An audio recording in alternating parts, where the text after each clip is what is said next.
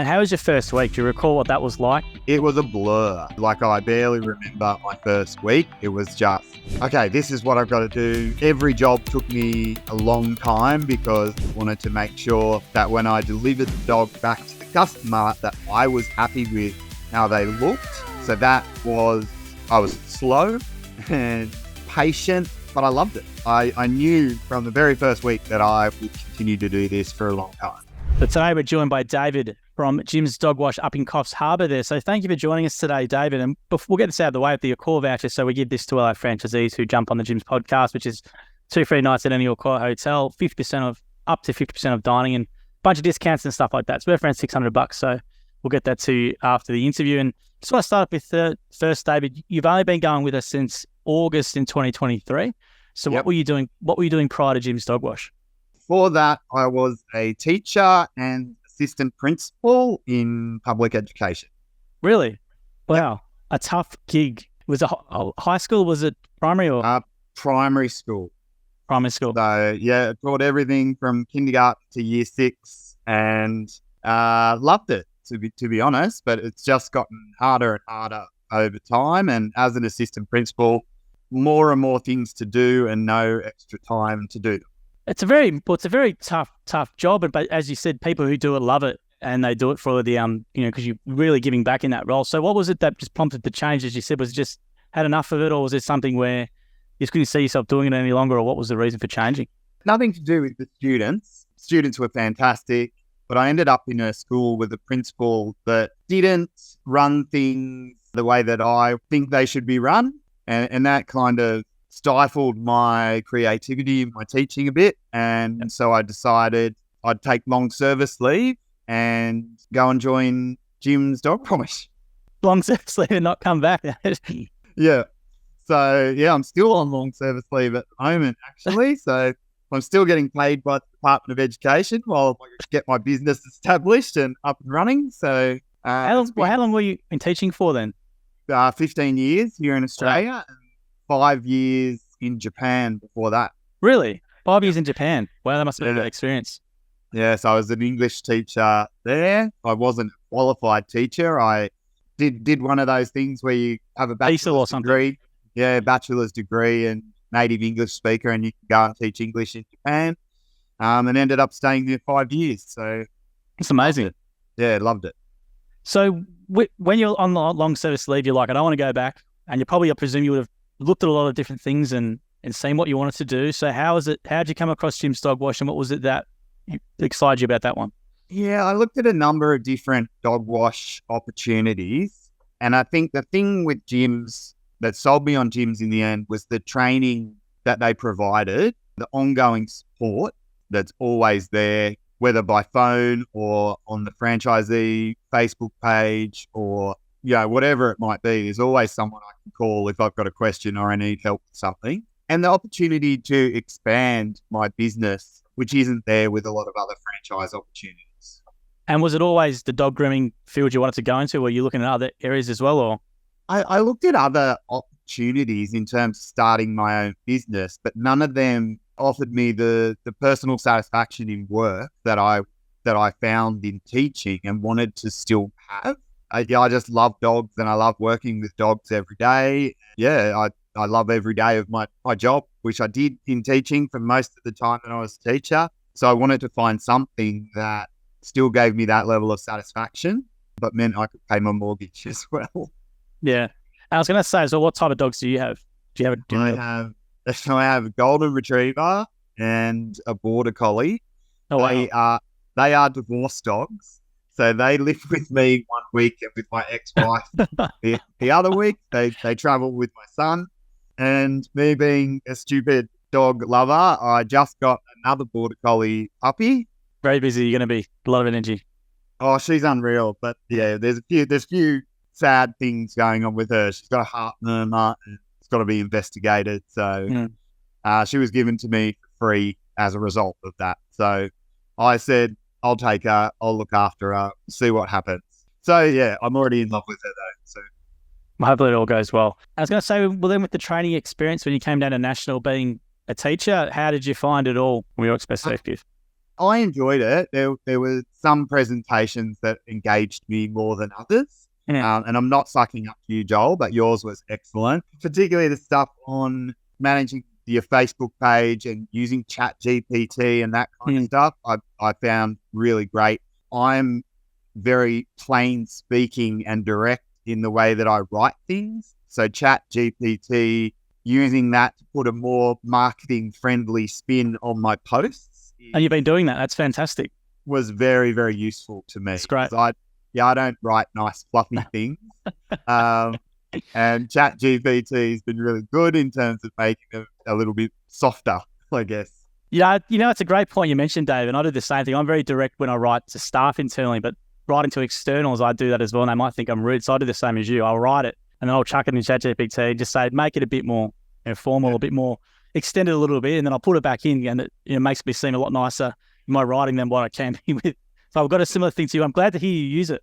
But with the training experience, what was the thing that you took away back with you? Or was it an impactful session? Was it something that Jim said? Or what did you go away from there, sort of take away from it? Yeah, customer service, how important customer service is. And I've been trying really hard with that. I've had some excellent reviews so far. I did have one complaint, which I sorted out straight away. And that turned into a 5-star review as a result.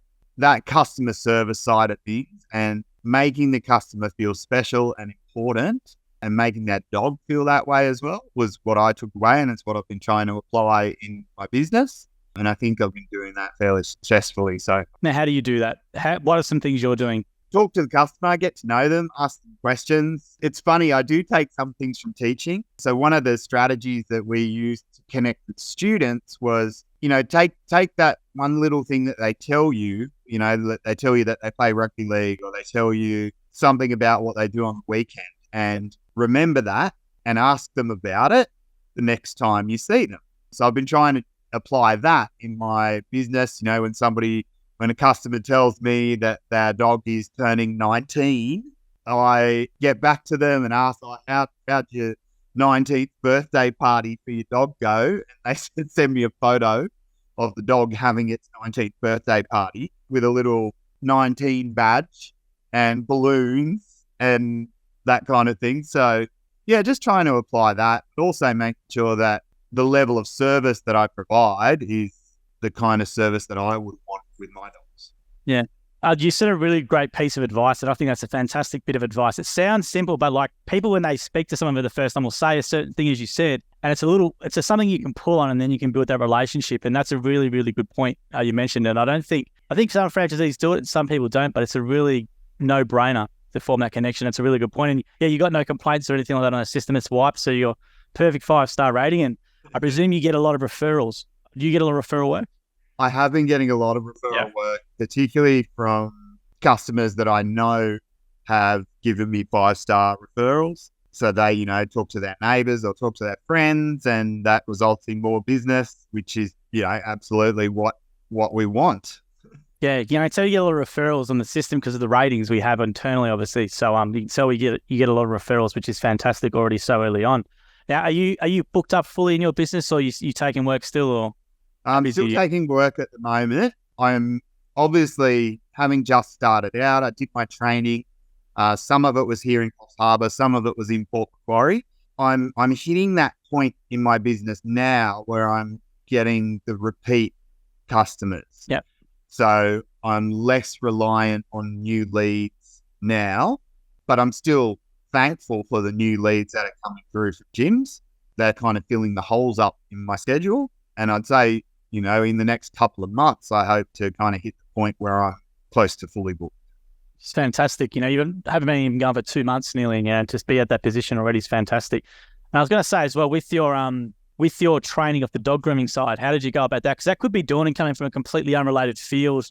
If you've never done it before, a lot of people would have gone through the same experience you've gone through. So how did you find the dog grooming side of it, and how you've been going with that? Really, really good. I was nervous at first, but just kind of jumped right in. I had a fantastic trainer. She was excellent and very patient with me, was really great with her feedback. So she would tell me how I could do things better, what mistakes I was making in what I was doing. And so I was able to correct that, work on it straight away. you got to be open to constructive feedback. If particularly when you're learning something new, you've got to expect that you're going to be told that you're doing something wrong and how to do it better, and not take it to heart, but just use it to improve yourself. So I found my trainer really, really great. She was outstanding. Shout out to Susie. Just, we got along really well. She was really professional and showed me everything that I needed to get started.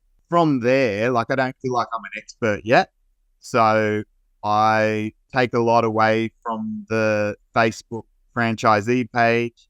There's a couple of people who post on there really regularly with tips about how to do different things better.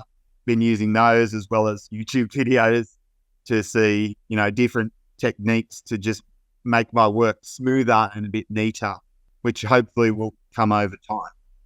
What are some things you've maybe implemented recently from the Facebook group? What are some tips? Because that's great to hear that franchisees are sharing knowledge in that format, which is really good. Because normally before Facebook and stuff, it was at meetings and that would be it. Someone would find something out. So it's great that the Facebook group's active with that sort of information. Yeah, so I've been getting quite a lot of D-shed jobs, which I love doing. I find very satisfying. Really? I know a lot of people don't like doing them. I love doing them, and I have to D-shed both my own dogs, so I practice on them. And there's some great advice on how to do it differently, which I was looking at yesterday actually, because I had a couple of D-sheds yesterday. They took me quite a while. So I want to do them in a shorter time frame, but still with the same level of quality. And there was some great tips and advice on the Facebook page for that. So I think Jade Kobe has some excellent stuff on there for de-shedding. She says she can do it in an hour.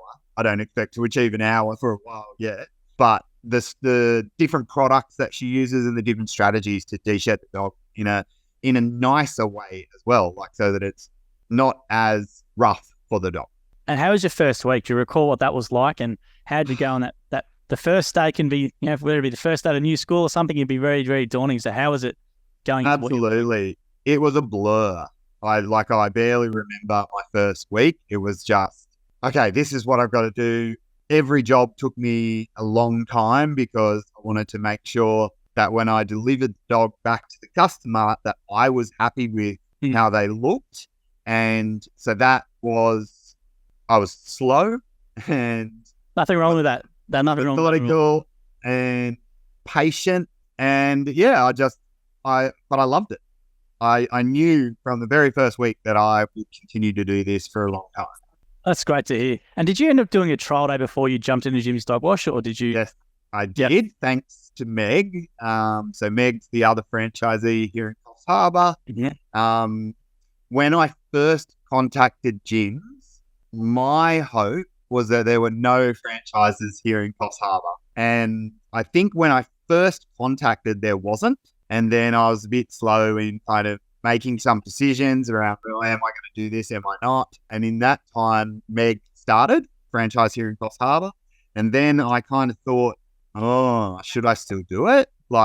There's already a gyms now. And part of the attraction to me was there was no gyms. And I thought that would give me a real benefit. And so eventually I went on my trial day with Meg, and I asked Meg when I went out with her, is it okay if I start a second franchise here? Are you cool with that? And nice of you. And she was fine with it. She seemed to think, oh yeah, there's more than enough work. And that gave me confidence to go ahead, actually. That was having the day out with Meg made me feel, that it wouldn't be us in competition. It would be us in collaboration. And Meg was fantastic. She was just, really professional, and she came from a background of no experience, which made me confident that I could do it. It's very nice of you to ask. I don't think I've ever interviewed a franchisee where they've asked someone, is it okay if I start as well? It's very considerate of you. I didn't want to start off with a bad relationship with the other franchisee in town. I just figured it's the right thing to do. But it's a natural reaction, though. You think, all right, there's only a limited amount of work in the area, and that's it. If I come in, it might not be enough work. But as you would know, more things driving around with gyms on mobile billboards, the more people go, oh, didn't know. And then you get, as you know, from the amount of work that comes through, it's quite busy. Yeah. Yeah, it happens a lot. Happens a lot in the division where we have people think that, and then they come in and they realize, oh, it's actually we could do probably more people. So it just all depends. It's fascinating, actually, that it probably generates more work for both of us. So yeah, it's been really good, and I've actually called Meg a couple of times to ask some questions about a couple of things, and she's always happy to help me. She answers my calls when I call her, as does Susie, my trainer. So whenever I need anything, there's always someone there to go to. Hey, how are you finding the environment in the trailer? Because you've come from a school where you would have had people around you all the time and kids, and now you're in the trailer, which is generally by yourself or just you and the dog. Yeah. So how have you found that? I love it. I have worked in public education for 15 years, and every school I worked at had air conditioning. And then my last school did not have air conditioning here in Coffs Harbour. Oh, wow. And it's humid and gross and awful for the students learning. And so I love having air conditioning in my trailer. I can listen to music all day long while I work. Like, I don't feel isolated. I feel that's my little workspace and where I apply my trade. That's the way that I look at it. Yeah, I feel at home in there. That's great to hear. And I was going to say as well, with customers, what's your advice maybe for customers? Like, maybe you want to tell them about the services that you do as well, just if they don't know. And also maybe some advice for customers, because I presume from interviewing a lot of dog wash franchisees I've done, obviously there's different types of breeds that need a level of maintenance and it's not done and it causes issues. So maybe you want to talk from your experience from professional grooming side, some stuff for customers to consider. Yeah, probably the two things so far is that double-coated breeds need to be de-shed. If you don't do it, they end up with way too much on them. They're hot, they're uncomfortable. And that's coming from someone who has double-coated breeds and did not do a good job looking after them. So I'm not trying to tell people how to look after their dogs, but because I wasn't doing it very well. Now that I do it well, I see how much happier my dogs are and how much nicer their coat feels all the time. And that's just about learning. So the other one would be, if you've got a dog with oodle in it, please brush your dog. Please. It's just, I have had some awfully matted dogs in my first 6 weeks of work, and they are that way because they're not being brushed, they're not being looked after the way that they're meant to.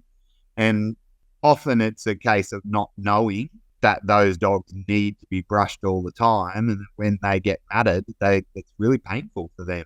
So my trainer told me not to do matted dogs. He said, don't do matted dogs, but I do matted dogs because I feel bad for the dog and I want to make the dog feel comfortable again. And she taught me how to do it better.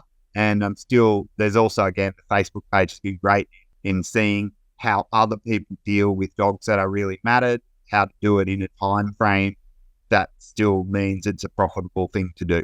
And also the customers as well, they might want it to look a certain way, but you can't make it look a certain way if you've got to shave, right? So it's one of those things where customers just, if they want their dogs to look a certain way, is it a daily brush you recommend, or what's the recommended brushing? I would say daily. The dogs that are the easiest to clip and are usually the happiest and the most comfortable are the dogs that belong to retired people, usually. Yeah, it's funny because they brush their dogs every day. They spend time with that dog and they brush it, and it's always easy to clip. The dog's happy and comfortable. They can be kept a little bit longer if the customer wants them that way, because there's no matting in their fur. It's just you've got to brush them regularly. I'll ask this question to everyone: is there any particular types of breeds you like working with, or is there more favourite sort of breeds you like, or is it just personality based? I love golden retrievers. They usually hate being washed, which makes them a little bit tricky to do sometimes. My golden retriever hates being washed, hates being de-shed, but I just love doing them. They look so good afterwards. They're so fluffy, and they don't hold a grudge after you've washed them. But yeah, I love doing golden retrievers. I love doing de-sheds on golden retrievers. I have another business here in town, actually, one of the coffee shops. The owner of the coffee shop has 2 golden retrievers, and she gets me around regularly to de-shed and wash her dogs, and I love doing it. So, yeah, I don't know. It's just something about golden retrievers. I've had mine. He's nearly 8 now, so he's been part of my life for a very long time. I was going to say, is it with the regulars, I know different breeds are different, but is it every 4 weeks or is it every couple of weeks, or how often are you going around? Every 4 to 6 weeks, usually. So it just depends on the customer. Some of them it's financial, because there's a lot of financial pressure on people at the moment. And so some of them are doing shorter clips so that they get 6 weeks out of it. And that's understandable, I think you've got to do what you can afford to do in this inflation climate. That's true. And I was going to say as well, looking back on when you started, is there any sort of advice you'd give to maybe new franchisees or just new people in the grooming industry? What would you say to them looking back on what you've done? I would say just try to continue to learn. Like, don't think that you're ever going to be at an expert or a master level without doing the learning and practicing that you need to do to get better. If we're not constantly learning in our life, God, I'm such a teacher.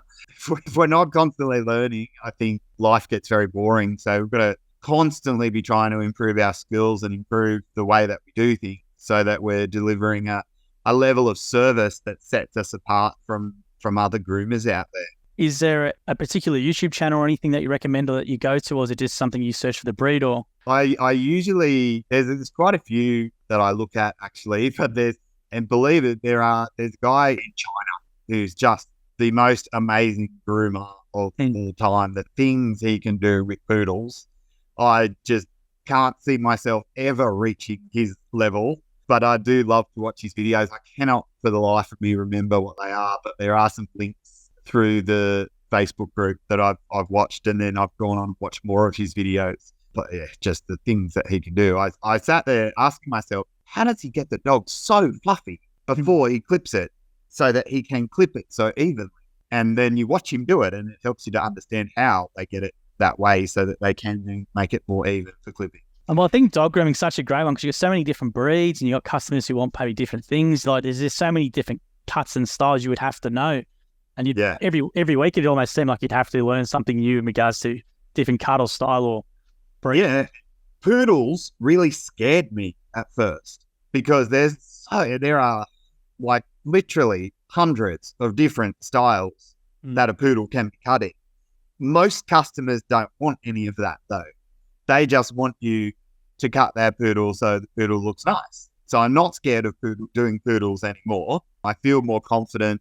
I did my first poodle feet the other day. Okay. And that gave, and the customer was really, really happy. She said, "Oh, it looks fantastic." Is that where you shave them up here and you have like you have the boots, the fluff? Yeah. So if we're looking at, the paw, so this part is really, really short. And then there's the fur here is longer. So the paw part is really short. So they call that poodle feet.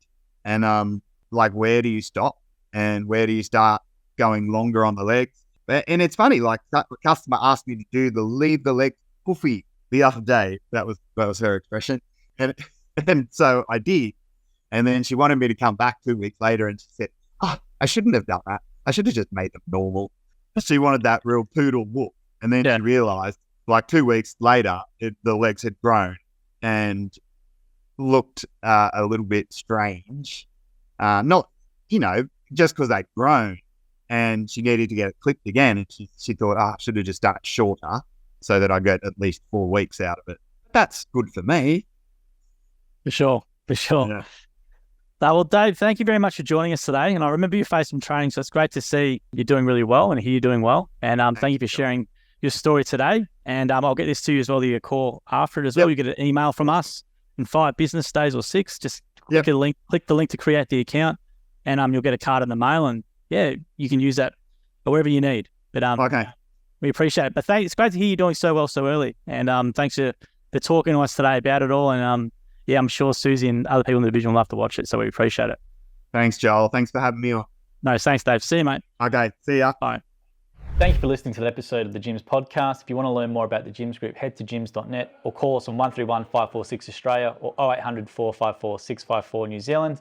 And if you did like the episode as well, please make sure you leave a review or a comment or a thumbs up or a comment on the video as well. We appreciate your support. And until next episode, we hope you have a great week.